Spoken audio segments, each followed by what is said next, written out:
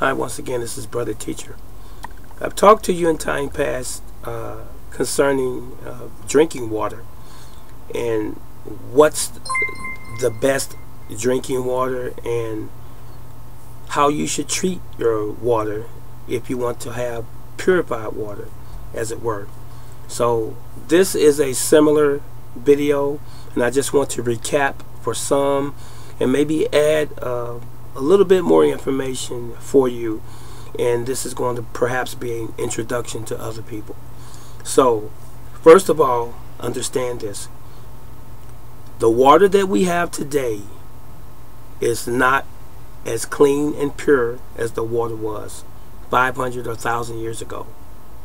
It's just simply not, due to the pollution that we find in our atmosphere and in our soil for the most part, and all of the chemicals that man uses through modern day production of products, if you will, farming, just industry in general. There are always toxic and chemical waste in the soil, the air, and the water especially. So with that said, we also have municipal water, or water that is it is used from the sewage, and it is placed into a place where it is treated, and then it is recycled back into our homes as toilet water and as faucet water, both for drinking, cooking, and bathing. This water is not good for us. Ultimately, over a period of time, to continue to ingest this water, it is going to cause all types of illness, and it's a graduation in terms of its developing into illnesses and cancer even, but it's going to happen over time. So our water contains pathogens or living organisms that are not supposed to be there, and it contains literally hundreds and hundreds and hundreds and hundreds of chemicals, actually thousands. Now, what are we, the biology, that's us, we are human, what are we supposed to do to rid ourselves of these chemicals and these harmful bacteria and living organisms? We have to first of all be aware that it exists, and it does. It's there. You're going to find those people who are going to be the naysayers and say, well, it's the only drinking water we have, and I'm not sick, and they're going to continue to use it. And then you're going to have those people say, well, let's just simply boil it. Okay. You can boil water and kill the pathogens, the living organisms, but you can't kill and destroy the chemicals that's in the water. All you're really doing is boiling the chemicals, and they're still there. Okay? And what chemicals are we talking about? We're talking about glyphosate, Roundup, a pesticide. That's in our water. We're talking about mercury, that's a neurotoxin. Aluminum, that's in there. We're talking about fluoride, that is in our water. And the list just goes on and on and on, and there's arsenic in there as well. Like I said, there's a plethora of chemicals in our drinking water. So this is what you should do minimally: get yourself, purchase yourself a reverse osmosis system for your home. Minimally get a filtration system that has carbon in it, so that you can at least kill most of the living things that's there. And if you want to, as an extra effort, boil your water, then you can do that. But don't forget that the chemicals are still in our water. I would suggest to you to get yourself a mini distiller for your home. Distilled water, I have found, is the easiest, most economical water to drink. It's plain. It has nothing in it. Now, if you want some more information on distilled water, please look it up in your spare time. I'm not going to take the time in this particular video to break that down, how that works. But there are no chemicals in distilled water. There are no pathogens in distilled water. Okay, so now, once you have a filter in your home for your drinking water, and you should have one in your bathroom as well, and you should also have a filter on your shower head. So when you take a shower, what happens is that the hot water, when you're taking a hot shower, it opens up your pores on your body. And when your pores are open, don't forget, we are a living organism. Our body absorbs. What is your body absorbing? The chemicals that are in the water through the steam and through the water itself. We're breathing it in through the steam, and then we are absorbing it. And it's going into your bloodstream. And eventually it's going to get to your brain. And eventually, God forbid, there are going to be those that are going to end up with Parkinson's disease, Alzheimer's, or some other form of dementia. Okay? Just to start. Now, I suggest to you again, the best drinking water is distilled water. Okay? Please do some research as to the origin of your distilled water when you purchase it. You can purchase it at a Whole Foods store. Some department stores such as Walmart carry distilled water as well. But check this out. This is a bottled water. This is called Ice Mountain. Really, it's just regular water that you get out of your sink in your home. Municipal water. Some people want to swear by this water. Fiji. They say it's spring water. Is it really? You can do a pH test on these waters also. But it's just regular water. And then some people want to get a little savvy and buy themselves a fruity kind of water. Propel by Gatorade. Now, if this is just fruit water, then it shouldn't have sucralose in it. Did you know that sucralose is an artificial sugar or sweetener, artificial, and it causes cancer? That's in your Propel.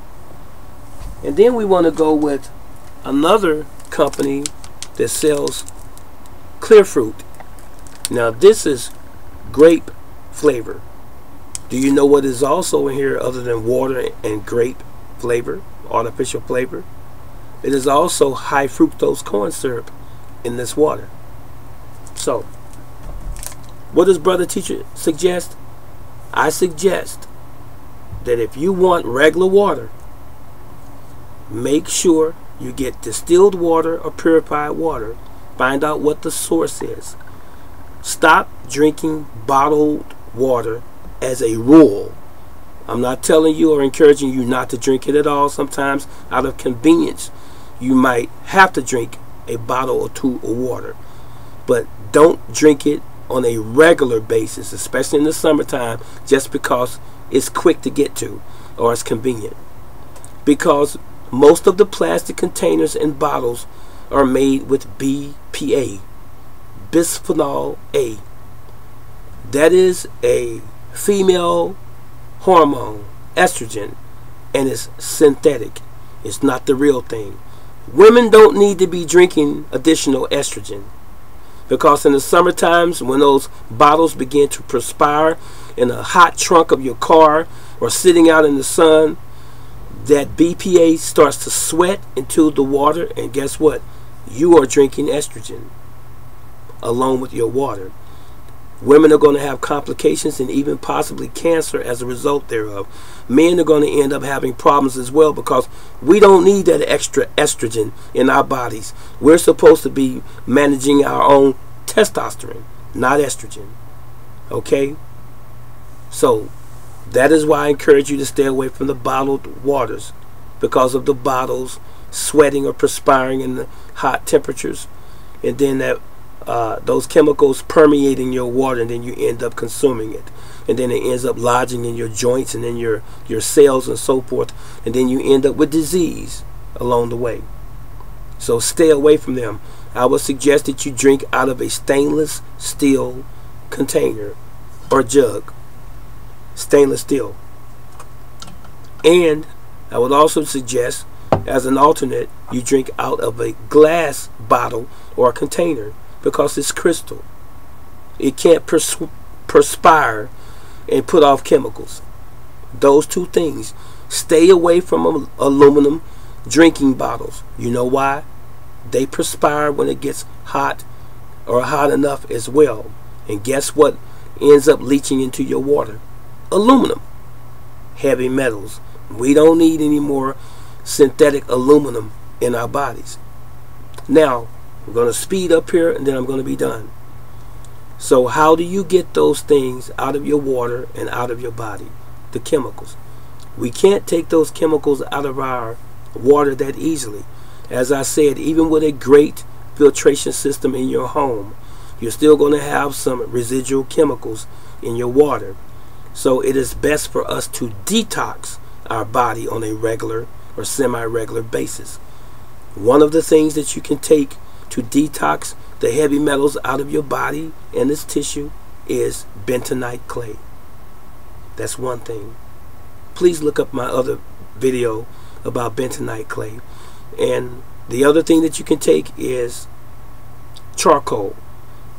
Activated charcoal. Not the kind that you cook with on Memorial Day. Not, that's going to kill you graveyard dead. Not that one. Activated charcoal. These two substances pull all of the heavy metals out of your body, and then you discard it through your urine and your bowel movement. That's what happens. Now, a natural food substance or superfood, chlorella, will do the same thing. And the difference in chlorella and the first two things that I mentioned is that chlorella is actually a health superfood. It is actually food. It is an algae, living organism, full of protein, full of minerals for your body. That's nutrition.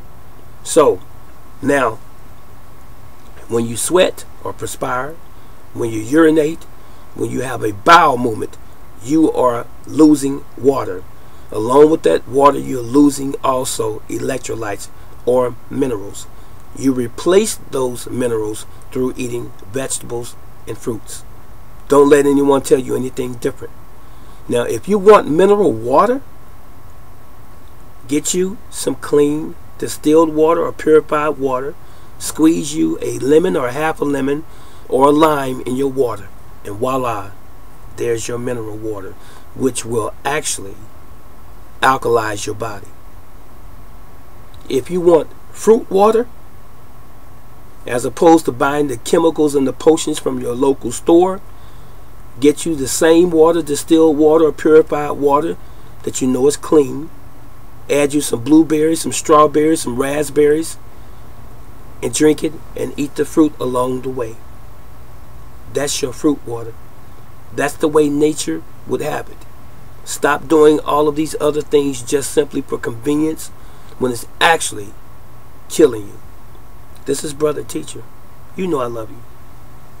Stay up. Stay wise.